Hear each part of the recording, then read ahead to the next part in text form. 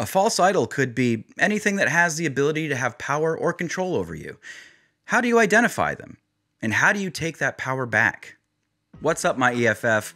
Let me tell you how it is. You're watching Jots, a podcast that explores the nature of love, compassion, joy, and the real-life connection between human beings. I'm Bowen, Nashville, Tennessee rock pop artist, author, husband, father, complete dork, and aspiring compassionist. Sit back, relax, and be prepared to laugh, cry, maybe even shake your fist at the moon for some reason.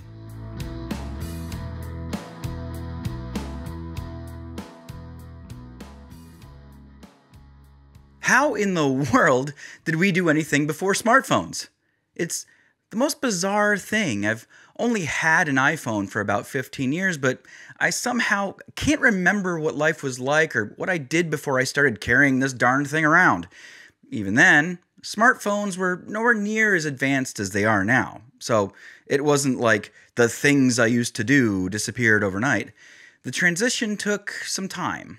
So why can't I remember what it was like? For instance, how did we know how to get somewhere?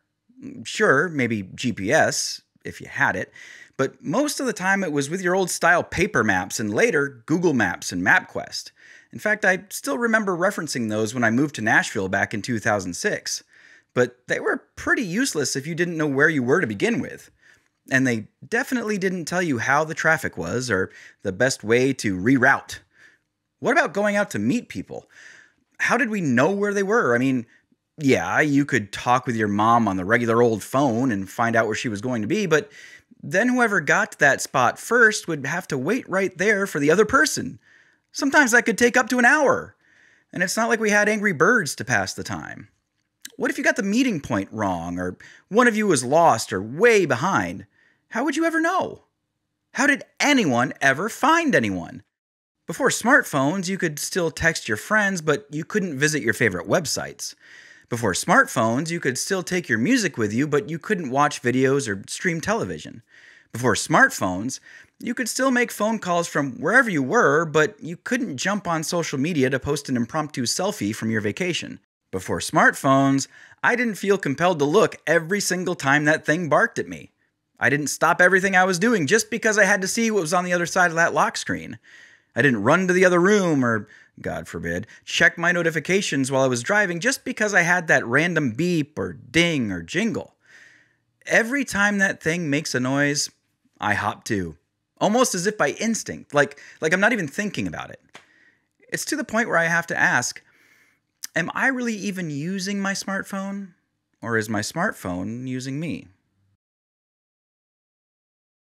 Lately, I've been talking about the things in our lives that have a tendency to control us. Up to this point, I've been focusing on things that would appear to be a little more abstract, like fear.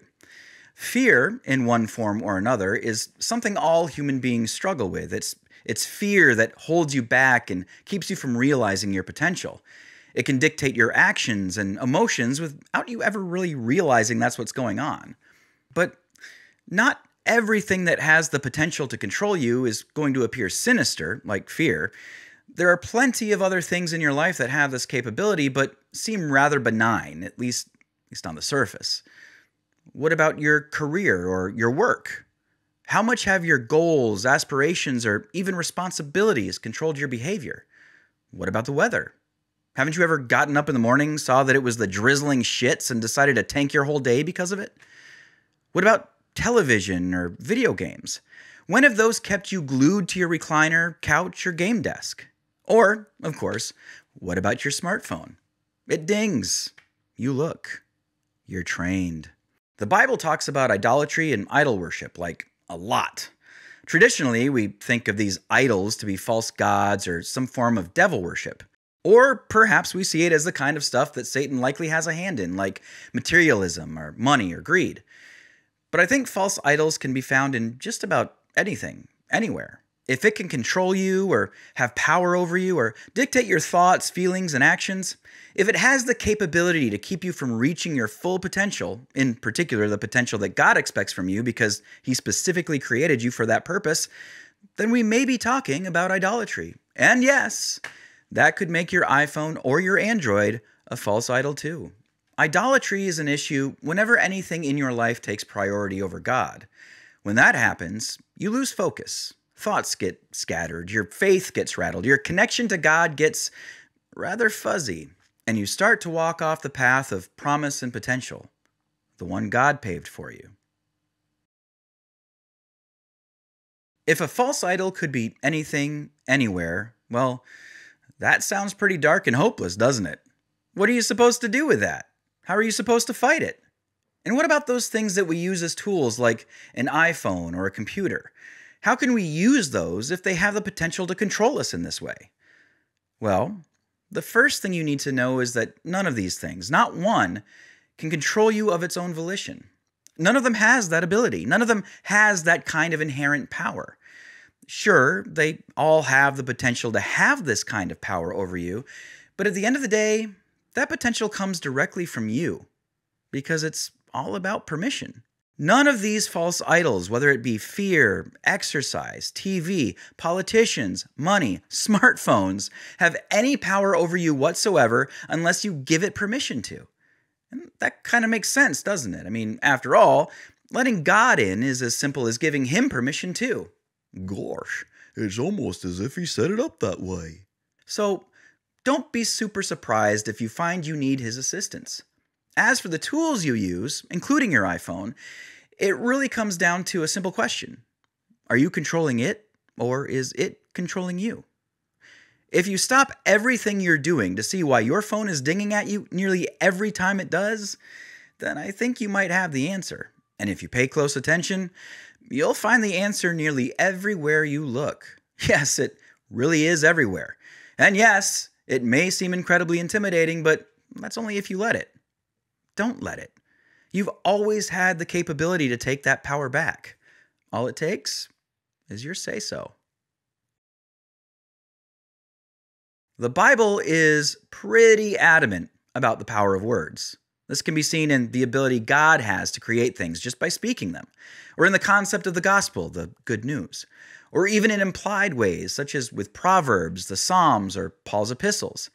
The words in these books have a certain kind of power. They can change you and transform the world around you. This is purposeful. It's God's hint to us that our words have power too, that even we simple humans have the ability to make things happen just by speaking. Or podcasting. I mean, why do you think I do this stuff?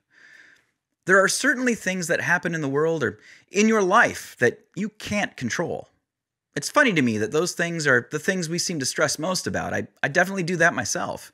But there are also things in your life that you can control, things that right now are controlling you. These are the false idols that have taken hold in your life. Once you identify what those false idols are and start taking back the permission you've given to them to control you, you'll be far less stressed and feel more empowered in your day-to-day activities and interactions. And you'll be surprised at how light and free you feel.